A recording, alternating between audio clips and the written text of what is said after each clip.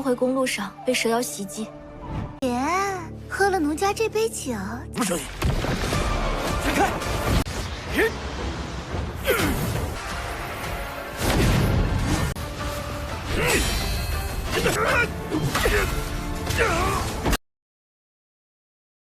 ！Hola semuanya, bagaimana nih kabar kalian? Semoga kalian dalam keadaan baik-baik saja, sehat selalu, serta dilancarkan rezekinya ya guys, amin. Pada kesempatan kali ini, kita akanlah melanjutkan Tonghua dari Tun Tianji atau Swallowing the Heaven yang MC utamanya yaitu Wuyu, yang tidak memiliki sifat naif sama sekali ya, dia bergerak satset.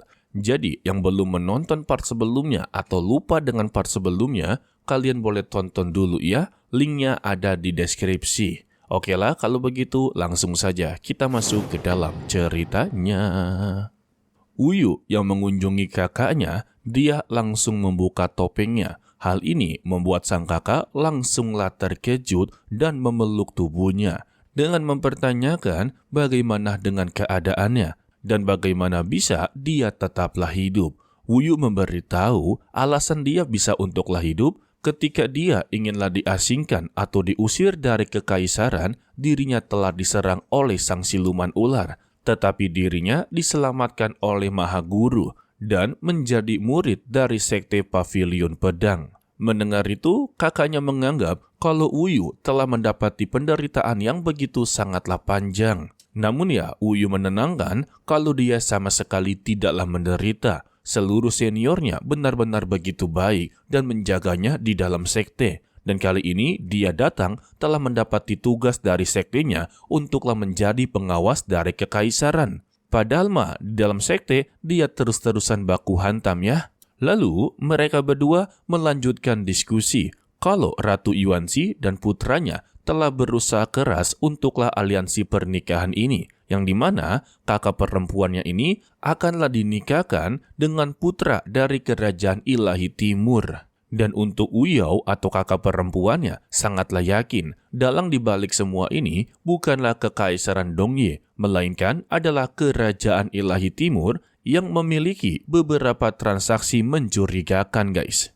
Tidak lama dari itu datanglah Yang Mulia yang mencoba mengunjungi keadaannya karena dia telah mendapati informasi dirinya telah mendapati serangan. Sebab dia juga adalah aset terpenting untuklah aliansi pernikahan.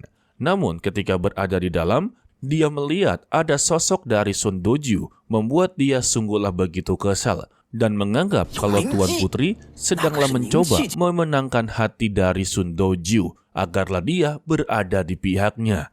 Jadi dia tidak akanlah membiarkannya dan dia tetaplah mempertanyakan bagaimana keadaannya.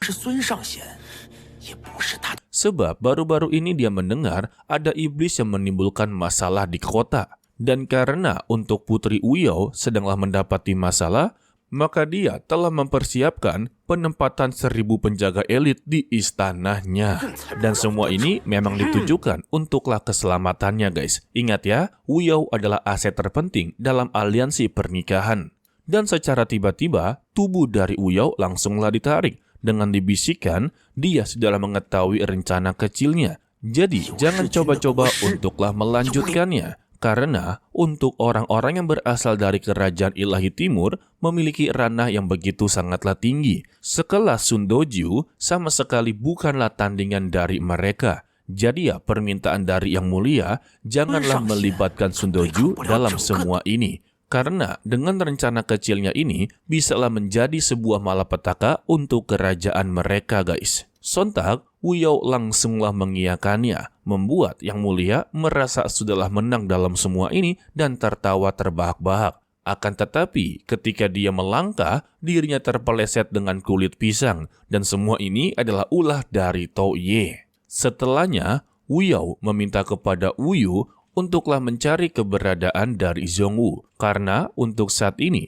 kondisi dari Zhongwu sedang dalam bahaya besar. Jadi hanya dia sajalah yang bisa mencari keberadaannya. Sebab untuk dia sendiri sudah tidak bisa untuklah bergerak. Alasannya, kalau Yuan Hao barusan saja telah memberikan penjagaan yang begitu ketat. Sudah pasti ya, dia tidak akan membiarkan dirinya untuklah bergerak bebas. Lalu dia memberikan sebuah jepitan rambut dan menyuruhnya temukan Jongwoo sekarang 我行动不 juga. 便，你拿这个。 Sedangkan di istana Sihe, Ratu Yuanxi sedanglah berbicara dengan tetua Sang Yuan yang telah memiliki tujuan yang sama, yaitu mengambil alih seluruh kerajaan Dongyue dengan melakukan aliansi pernikahan. Tetapi mereka begitu khawatir dengan kedatangan dari Sun Doju, dan rencana ini tidak boleh sama sekali gagal. Adanya satu kesalahan, maka akan membawa malapetaka untuklah mereka. Tidak lama dari itu, mereka juga mendapati informasi kalau wanita silumannya, yaitu Wan Qing, telah meninggal dunia. Dan semua ini adalah ulah dari Sun Doju. Mendengar itu ya, Ratu Yuanxi langsunglah menggebrak meja, yang membuat penata riasnya terkejut dan tidak sengaja menjatuhkan sisir gioknya. Alhasil, wanita penata rias ini malah terkena imbasnya, guys. Untuk Ratu Yuanxi, dia tidaklah peduli dengan kematiannya, karena dia tahu betul Wan Qing memang tidak bisa untuklah menyembunyikan ketajamannya. Jika hari ini dia tidak dihabisi oleh Sun Doju, mungkin saja ya untuk esok hari dia akanlah dihabisi oleh Sun Touten. Jadi pada intinya, kematian dari Wan Qing hanyalah masalah waktu saja. Semua ini ya memang gara-gara ulah dia sendiri. Tidak lama dari itu, Yuan Hao datang dengan melaporkan ada sesuatu yang begitu buruk sedanglah terjadi, di mana ketika dia datang ke istana Wuyao, Putri Wuyao sedanglah menyelenggarakan perjamuan untuklah Sun Doju. Padahal mereka berdua tidak saling mengenal satu sama lain. Ditambah ketika Putri Wuyao inginlah diserang oleh iblis ular, Sun Doju lah yang menyelamatkannya. Cerita tersebutlah membuat mereka begitu khawatir. Jika mereka berdua benar-benar mengenal dekat, maka jangan harap 200.000 tentara dari Pulau Jishun akanlah bisa mereka dapatkan, dan aliansi ini akanlah benar-benar hancur. Dengan begitu pedenya, Yuan Hao berkata, tenang saja, tidak perlu khawatir, karena dia telah memperingatkannya. Waduh. Dan Yuan Hao kembali dipertanyakan, apakah dengan sebuah peringatan, kalau Putri Wuyao akanlah mengikuti semua peringatan tersebut? Hal ini membuat Yuan Hao langsung bertanya kepada ibunya, bagaimana menurut dia tentang Putri Wuyao? Apakah dia benar-benar mencoba untuklah memenangkan hati dari Sun Doju? Sebab mereka sudahlah tahu betul rencana utama dari Putri Wuyao, yaitu mengacaukan aliansi pernikahannya. Sang ibu atau Ratu Yuanxi memang sudah begitu mengenal dekat dengan Putri Wuyao. Dia adalah orang yang begitu sangatlah jago dalam hal memenangkan hati seseorang. Apalagi mereka tahu kalau Sun Doju memang sangatlah membenci kejahatan. Maka dengan begini ya, Putri Wuyao memiliki peluang untuklah mendapati dukungan darinya. Tetapi sang Ratu Yuanxi memiliki rencana yang berbeda. Dia yakin kalau Putri Wuyao tidak akan bisa menggunakan Sun Doju, begitu juga dengan mereka.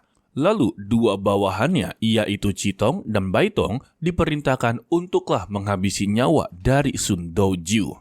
Hal ini membuat mereka bertanya-tanya, bagaimana nantinya mereka menjelaskan kepada Sekte Pedang Tongtian. Dengan begitu tenang, Ratu Yuanxi hanyalah mengucapkan, kalau Sun Doju membenci kejahatan dengan penuh kebencian. Dirinya tewas secara heroik saat melawan iblis. Maka dengan laporan tersebutlah membuat Sekte Pedang Tongtian tidak memiliki alasan untuklah menyalahkan kerajaan Dongyue. Sementara untuk Wuyu telah berhasil menemukan keberadaan dari Zhongwu, dan ketika ingin membahas sebuah rahasia, ada sebuah kapak besar dan tombak yang menembus dinding mereka. Beruntungnya saja ya mereka berhasil untuklah menghindarinya, yang dimana serangan tersebut berasal dari Baitong dan juga Chitong. Alhasil mereka berdua terlibat dalam pertarungan. Namun mereka berdua ini memiliki kemampuan kultivasi, sedangkan untuk Zhongwu hanyalah seorang prajurit yang tidak memiliki ranah kultivasi sama sekali, guys. Meskipun katanya dia tidak memiliki kultivasi, tetapi Zhongwu adalah prajurit paling terkuat di masa lalu.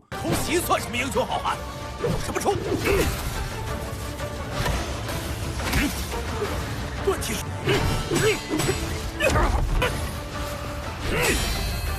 Dia berhasil untuklah mengimbangi Citong si pemakai tombak. Sampai-sampai ya seluruh serangannya berhasil dihindari. Tetapi dia juga langsunglah kelelahan guys. Ya faktor usia lah. Sedangkan untuk Wuyu, dia telah berhasil menghabisi nyawa dari Baitong. Dan selanjutnya yaitu Citong. Tetapi ketika dia inginlah mengakhirinya, pemilik dari kedai tersebut yang memiliki nama sebagai Jin Yang telah mendengar sebuah keributan dan mendobrak pintu ruangan mereka. Sangat disayangkan ketika mereka berhasil mendobrak pintu, di dalamnya tidak ada mereka sama sekali. Hanya ada dua wanita yang tidak sadarkan diri. Dan kita bersambung untuklah dilanjutkan part berikutnya, yaitu hari Rabu ya guys. Mimin ucapkan terima kasih kepada kalian yang telah menonton sampai akhir. Pesan dari Mimin, tetaplah menjadi orang yang baik, walaupun itu sangatlah sulit. To be continue, sampai jumpa di video berikutnya. Bye-bye. 怎么办呢，母后？你死丫头拉拢孙道，这确实是小姐的金钗。